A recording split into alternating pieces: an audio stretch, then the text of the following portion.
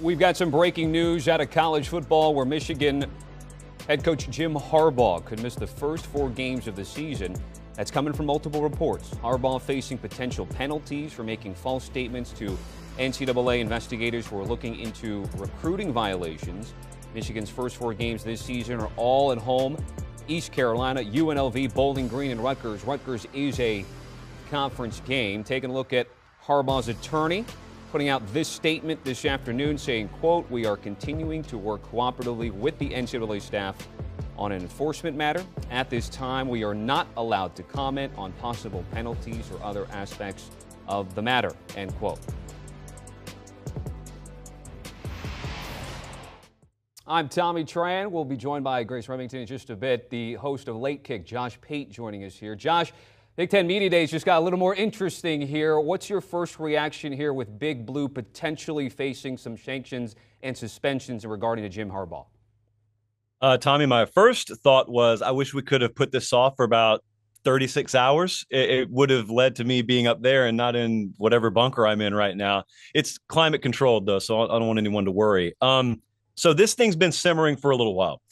We knew that there was an NCAA investigation, and I think our memory is so short now.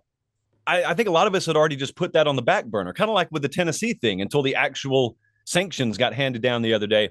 Well, with Michigan, they've been negotiating this thing behind the scenes for quite a while, and I think it's really important to note in the Dellinger report, this isn't final.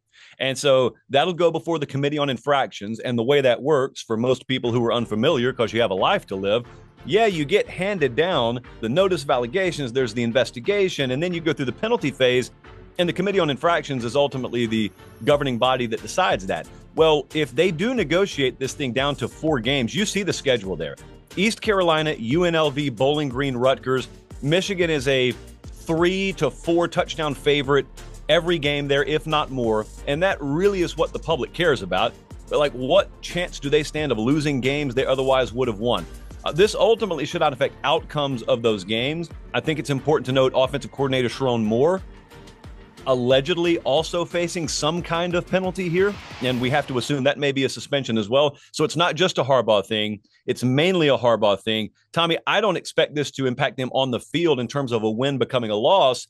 What you do have to wonder about is they've got their best shot at a national championship in maybe some of our lifetimes if you're younger.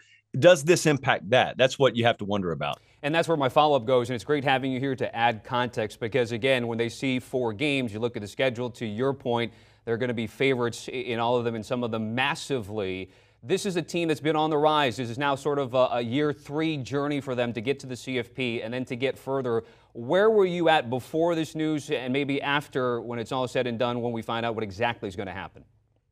If this were a young team, it's something that could fracture. If it's a veteran team, it's the kind of thing I think maybe in that culture up there, they actually rally around. The Michigan culture is pretty unique. It's not open. You don't know everything about it. They rarely welcome visitors in. Apparently that includes investigators from the NCAA. But it's the kind of culture that really rallies around each other. It's the us against the world mentality. Some places preach that, Tommy. I think they actually live it at Michigan. So I remember a couple of years ago when they faced Georgia down there in the semifinal game, a lot of these guys who are still on the team now were there. They were just younger. And I remember standing right next to them, and they're watching Georgia celebrate on the field. And I thought to myself, I think these guys will be back. And then they were back last year, and they didn't atone for it. They dropped another game against TCU in the semifinal that a lot of us thought they would win. And so coming into this year, this is the last shot for this group of guys. I actually see something like this working more in a galvanizing way than a fracturing way, but that's because a lot of these guys have been around for a long time.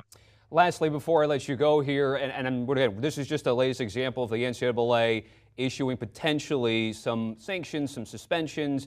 My point is there anything to take away from the NCAA? Because I know a lot of the public think that it's perhaps a toothless entity when it comes to that.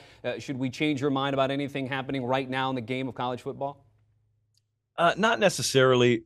Tommy, I'm of the opinion that, let's say 5 years down the road, these kind of measures and these kind of punitive measures, rather, will probably be levied from the conference level.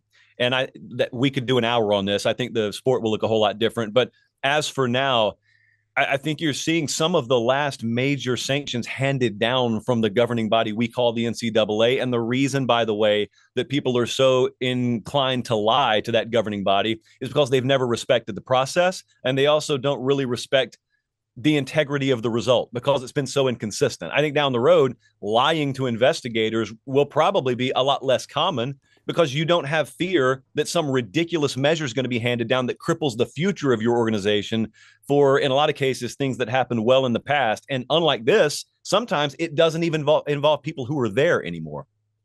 Josh Pate there chiming in on Michigan and Jim Harbaugh. Josh, certainly appreciate it. Safe travels to Media Days. And again, we'll keep tabs as you keep tabs of what's happening not only in the Big Ten, but in college football and beyond. Thursdays and Sundays at 8 p.m. live on YouTube and Facebook. It is The Late Kick with Josh Pate.